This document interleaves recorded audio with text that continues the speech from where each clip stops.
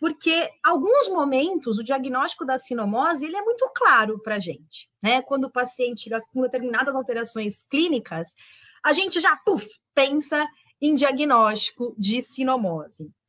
O grande lance que eu percebo na rotina é a dificuldade em estabelecer esse diagnóstico em algumas apresentações clínicas, e quase sempre nas apresentações clínicas sistêmicas, né? Que cursa aí com alteração respiratória, digestória, com sinais, inclusive, inespecíficos, que a gente vai deixando a sinomose lá para baixo. E a gente tem que entender que nós vivemos num país em que a sinomose é uma doença importantíssima e que ela deve entrar em diagnóstico diferencial para vocês em diversas faixas etárias, né? Em toda a faixa etária, com apresentações mais características de uma fase ou outra, mas ela é importante em qualquer paciente, inclusive, pessoal, naquele paciente que é vacinado. Né? Porque há muito mito disso. O cachorro chegou com essa apresentação clínica, mas Ju, ele é vacinado, eu não vou pensar em sinomose. E a gente sabe, identifica cada vez mais que as falhas vacinais são importantes.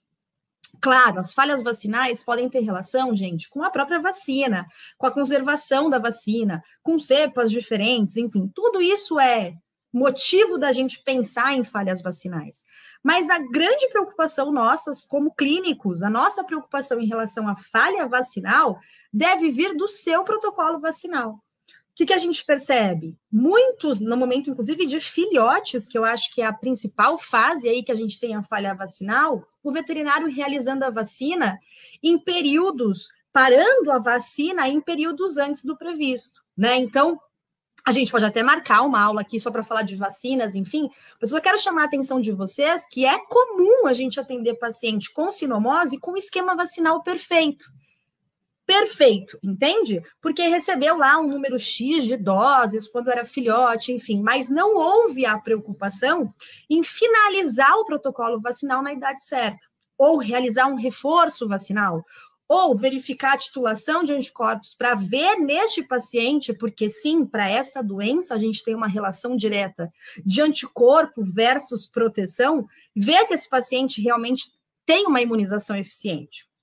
Mas, enfim, o grande lance aqui é falar de diagnóstico. Então, diagnóstico, só para começar a nossa conversa, é a gente entender que é possível, sim, vocês diagnosticarem sinomose em um paciente vacinado, ok? Então, óbvio, né, que a vacina correta, uma vacina ética, que a gente chama em relação à conservação, à aplicação, diminui essas chances, óbvio, embora a gente saiba que tem pacientes que não respondem, né?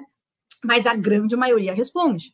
Então, entender que como a gente tem muitas falhas em protocolo vacinal, no sentido até que o clínico faz de uma forma errada, a gente tem que pensar isso diagnóstico. Aqui, ó, a Ana Preta no Instagram escreveu aqui para mim, atendi 2 casos com carteira fechada. É isso, né? Então a gente tem que ficar atento e sair. O que eu quero dizer é da mesmice da gente pensar assim, isso não é sinomose porque tem vacina, ok? É importante, além de ter vacina, vocês avaliarem se a vacina foi feita de forma correta, em que sentido que a gente consegue avaliar um paciente que já está vacinado? O tempo, né? Com que idade esse paciente recebeu a última dose quando filhote, ok? Bom, então eu vou colocar aqui, pessoal, no YouTube, né? Para que a gente possa acompanhar aqui os slides.